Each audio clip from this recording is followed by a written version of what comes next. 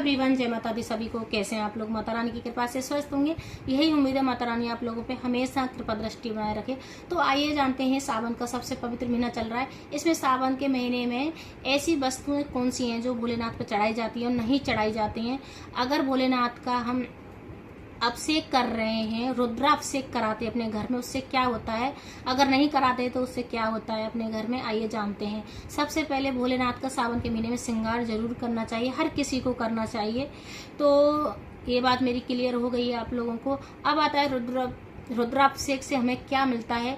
रुद्राभिषेक अगर हम अपने घर में पंडित जी के द्वारा करा रहे हैं तो सबसे अच्छा है। अगर नहीं करा पा रहे हैं किसी कारणवश, तो आप अपने खुद मिट्टी के पार्थिव शिवलिंग का निर्माण करके अपने घर में खुद अभिषेक करें तो बहुत अच्छा होता है। जो हमारे घर की बुराई हैं, जो नेगेटिव एनर्जी है वगैरह, सारी चीजें निकल जाती हैं और पॉजिटिव का वास होता है। हमारे घर की जो भी उन्नति के नए नए रास्ते खुलते हैं और भोलेनाथ की हमको कृपा मिलती है। जो भी हम साल भर जो पुण्य नहीं कर पाते हैं, वो हमारे अभिषेक के द्वारा हमें वो पुण्य प्राप्त होते हैं। तो जरूर हमको अभिषेक अपने घर में जरूर करना चाहिए। आजकल तो ऑनलाइन भी अभिषेक होते हैं, तो आप उस हिसाब से कर सकते हैं। क्योंकि प्रदीप मिश्रा जी भी हैं, जो पंडित पूज्य गुरु जी हैं, वो भी ऑनलाइन अभिषेक कराते हैं। तो पार्थिव शिवलिंग का निर्माण करके तो भी कर सकते हैं हम लाइव देख के, या हम खुद भी कर सकते हैं। ऐसा नहीं है कि हम खुद भी नहीं कर सकते, खुद भी कर सकते हैं।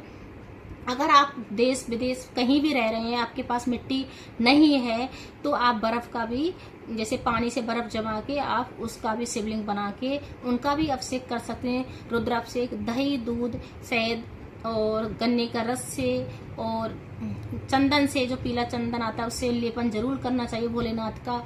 और अनार के जो जूस होता है उसको भी निकाल के हम करते हैं, उसको संतान प्राप्ति के लिए किया जाता है। जिन बहनों के बच्चे नहीं हो रहे हैं तो वो अनार का जूस से अभिषेक करें भोलेनाथ का, तो संतान की प्राप्ति बहुत जल्दी होती है। कि बच्चा कंसीव नहीं कर पाते हैं बहुत लोग, उनसे अनार के जूस से हम अभिषेक करते हैं तो परिवार की बढ़ोतरी होती है, इस द्वारा किया जाता है। अगर हम गन्ने के रस से अगर हम अभिषेक करते हैं भोलेनाथ का, तो धन की प्राप्ति होती है। अगर हम दही से अभिषेक करते हैं भोलेनाथ का, तो लग्जरी लाइफ के लिए किया जाता है, अपने प्यार के लिए किया जाता है।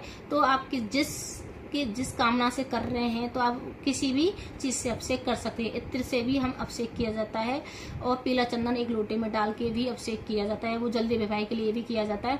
तो आपकी सामर्थ्य के अनुसार आप अभिषेक कर सकते हैं। अब आता है हमें भोलेनाथ पर कौन कौन सी चीजें नहीं चढ़ानी चाहिए, जो भोलेनाथ हमसे नाराज हो जाते हैं। तो सबसे पहले मैंने बहुत लोगों को नारियल चढ़ाते देखा है। तो जो वैसे भोलेनाथ कभी भी खंडित चीजों को तो कभी भी ग्रहण मतलब स्वीकार नहीं करते हैं भोलेनाथ। बहुत लोग नारियल तोड़ के उसका जल होता है, बहुत लोग उसको चढ़ाते हैं। पर भाई ना, तो साबुत जो मतलब एक साबुत होता है नारियल, वो भी नहीं चढ़ाया जाता है भोलेनाथ पे, और जो तोड़ के भी नहीं जाया जाता है। अगर आप चढ़ा रहे हैं तो जो पानी वाला नारियल आता है उसका भी अभिषेक कर सकते हैं आप लोग। तो क्योंकि नारियल नहीं चढ़ाया जाता है भोलेनाथ पे, तो ये आपकी मर्जी अगर आप चढ़ा रहे हैं तो। और सबसे मेन चीज क्या होता है, भोलेनाथ पे कभी भी खंडित वस्तुएं नहीं चढ़ाई जाती हैं। अगर चावल कहीं से टूट रहा है तो भी नहीं चढ़ाना चाहिए। अगर जैसे बेलपत्र भी हम चढ़ाते हैं, वो कहीं से टूटी कटी फटी होती है, उसको भी नहीं चढ़ाना चाहिए। भोलेनाथ उससे को भी स्वीकार नहीं करते हैं। अगर हम फल लेके जा रहे हैं भोलेनाथ पर, कहीं से भी दाग लग रहा है तो भी उसको भी स्वीकार नहीं करते हैं। तो इन चीजों का आप लोगों को ध्यान रखना होता है कि भोलेनाथ पे कोई भी चीज खंडित नहीं चढ़ानी चाहिए। भोलेनाथ जो भी चीज ग्रहण करते हैं वो साबुत ही ग्रहण करते हैं। और अब आता है कि भगवान भोलेनाथ को वस्त्र का भी बहुत वो होता है। भोलेनाथ को कभी भी लाल वस्त्र पहन के अभिषेक नहीं करना चाहिए। भोलेनाथ को लाल वस्त्र बिल्कुल पसंद नहीं है, लाल पुष्प भी पसंद नहीं है भोलेनाथ को। तो आपको सबसे मेन चीज है, भोलेनाथ को सफेद कलर का वस्त्र सबसे प्रिय है। अगर आप भोलेनाथ को सफेद कलर का वस्त्र पहन रहे हैं, उस दिन अभिषेक कर रहे हैं, या हरे कलर का वस्त्र पहन रहे हैं, गुलाबी पीला कोई भी पहन सकते हैं, इनमें से जो आपकी सामर्थ्य के अनुसार पहन सकते हैं।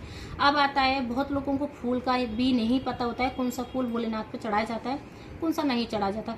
कि जो केतकी का फूल होता है वो भगवान शिव पे नहीं चढ़ाया जाता है, क्योंकि वो श्रापित पुष्प है, उसको कभी भी नहीं चढ़ाना चाहिए। अगर आपके पास अपराजिता का पुष्प है या कनेर का पुष्प है, उसको भोलेनाथ पर चढ़ाना चाहिए। अपराजिता का पुष्प तो वो है कि उसमें उसके नाम में ही कभी भी हम अपराज मतलब कभी भी हम पराजित नहीं हो सकते।